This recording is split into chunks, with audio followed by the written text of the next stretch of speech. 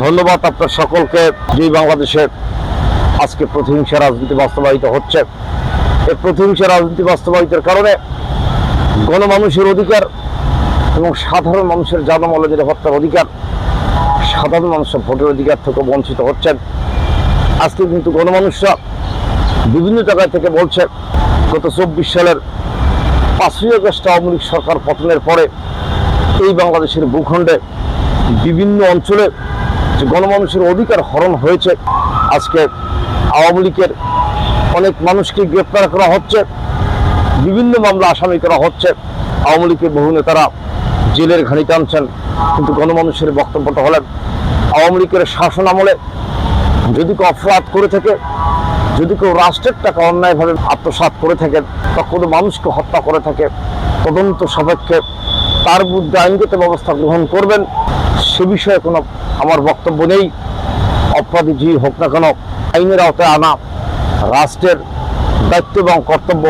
কিন্তু 5ই আগস্টের পরে এই বাংলাদেশে যে হত্যা হয়েছিল এবং বাংলাদেশে যে নারী ধর্ষণ হয়েছেন এবং নারী মার্ডার হয়েছেন, এবং বাংলাদেশে যে আওয়ামী লীগের অনেক সাধারণ মানুষের বাড়িঘর ছাড়া হয়েছেন বা তাদের সম্পদ লুটপাট হয়েছেন বা তাদের বাড়িঘর দখল করেছেন, তাদের বিরুদ্ধে সরকার কি স্টেপ নিয়েছেন যে একই দেশে রাষ্ট্রের শাসনামলে আপনি একটি অপরাধের বিচার করবেন, আরেকটি অপরাধের বিচার আপনি করবেন না?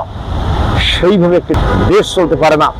একটি বাংলাদেশের সংবিধান রয়েছেন, সংবিধান অনুযায়ী গণমানুষের অধিকার এবং জানমালের অধিকার রাষ্ট্র এবং সরকার দিতে বাধ্য থাকবেন। কিন্তু আজকের প্রশ্ন হলেন, 5ই আগস্টের পূর্বে যারা অপরাধ করেছেন বা কোনো মানুষকে অন্যায়ভাবে আওয়ামী লীগের শাসন আমলে টর্চার করা হয়ে থাকেন, সে বিষয়ে যেভাবে আপনারা মামলা করে সাধারণ মানুষকে গ্রেপ্তার করছেন, ঘটনার সাথে সংশ্লিষ্ট নয় এরকম ব্যক্তিদেরকেও আইনের আওতায় এনে গ্রেপ্তার করে মাসের পর মাস তারা জেল হাজতে রয়েছেন।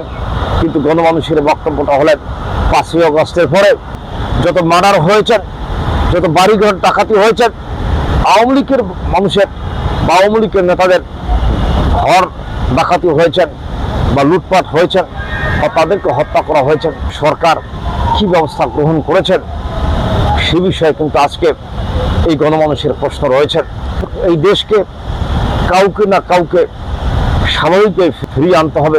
প্রতিহিংসার রাজনীতি মাইনাস করে এই বাংলাদেশে একটি সহনশীল রাজনৈতিক পরিবেশ তৈরি করার জন্য আমি সরকারকে উদ্যোক্তা আহ্বান করছি। আপনি গ্রাম পর্যায় থেকে দেখেন, যারা আজকে আওয়ামী লীগ করছেন তাদের বিরুদ্ধে বিভিন্ন ধরনের মিথ্যা মামলা হচ্ছেন, তাদের বিরুদ্ধে পুলিশ হয়রানি চলছেন এবং জেল হাজতে নেওয়া হচ্ছে, একাধিক লোককে গ্রেপ্তার করা হচ্ছে। অথচ যারা অপরাধ করতেছেন, যারা তাদের বাড়িঘর লুটতরাজ করছেন, তাদের কি কোনো অপরাধ হচ্ছে না? আমার প্রশ্ন হলেন, যারা অপরাধ করছেন আর যারা অপরাধের শিকার হচ্ছেন, কে অপরাধী? রাষ্ট্রের তদন্তের বিষয়। আজকে যারা আওয়ামী লীগ করছেন তারাও যদি কোনো অপরাধ করে থাকেন, রাষ্ট্র তাদের বিরুদ্ধে ব্যবস্থা গ্রহণ করবেন। তদন্ত সাপেক্ষে সে বিষয়ে আমার কোনো বক্তব্য নেই।